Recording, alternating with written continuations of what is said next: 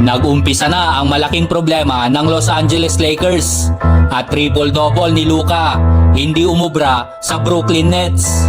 Ang mainit na panalo ng Lakers matapos ang trade para kay Luka Doncic ay tila humaharap na sa isang malaking pagsubok. Matapos matalo sa reigning champion na Boston Celtics noong linggo, muling nadapa ang Los Angeles Lakers sa Brooklyn Nets. Nagpakitang gila si Doncic na may triple-double at isang malayong tres sa huling segundo ng laro upang bigyan ng pag-asa ang Lakers. Ngunit hindi ito sapat para talunin ang Nets na may 22 panalo, lalo pat wala si LeBron James sa lineup. Inaasahang mawawala si LeBron ng 1 hanggang 2 linggo dahil sa groin strain na natamo niya laban sa Boston Celtics. Sa simula ng laro, tila hindi ramdam ng Lakers ang pagkawala ni LeBron James matapos nilang itayo ang 16 points na kalamangan sa unang bahagi ng second quarter. Pero lumaban pabalik ang Nets at nauwi sa 48-47 ang score pabor sa Brooklyn Nets. Hindi na muling nakontrol ng Lakers ang laban mula noon. Sa fourth quarter, naging dikit ang laro, ngunit nakuha ng Nets ang 6-point lead, 106-100. May 59.1 seconds na lang na natitira sa orasan. Sa nalalabing 13.1 seconds, mukhang sinelyuhan na ni Zaire Williams ang panalo para sa Brooklyn Nets sa score na 108-103.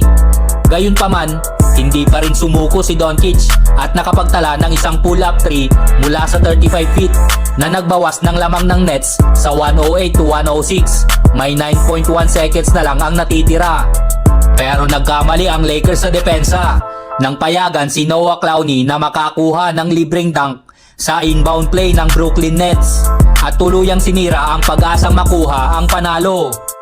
Tinapos ni Doncic ang laro na may 22 points, 12 rebounds at 12 assists, ang kanyang pangalawang triple-double sa loob ng 12 laro kasama ang Lakers. Ngunit hindi naging epektibo ang kanyang opensa matapos sumablay sa karamihan ng tira. 8 out of 26 lamang ang naipasok nito. Si Austin Reeves naman ay nagambag din ng solidong laro kahit hirap sa shooting. Nagtala ng 17 points, 10 assists at 8 rebounds sa kabila ng kanyang 3 out of 14 shooting performance. Nakuha ng Brooklyn ang edge sa rebounding, 47-43, kabilang ang 16 sa offensive boards. Si Gabe Vincent naman ang nanguna sa Lakers na may 24 points sa 8 out of 12 shooting, habang ang rookie na si Dalton Knecht ay nagtala ng 19 points. Samantala, bumagsak sa 40 win at 23 losses ang Lakers matapos ang dalawang sunod na talo. Malaking kawalan para sa Lakers sina LeBron James, Dorian Finney-Smith, Jackson Hayes at Rui Hachimura na nagresulta sa kakulangan sa laki ng kanilang lineup. Dahil dito, nakakuha ang Brooklyn ng 16 offensive rebounds at 16 second chance points. Kailangan ng Lakers na mas ayusin ang kanilang ball handling para mabawasan ang turnovers.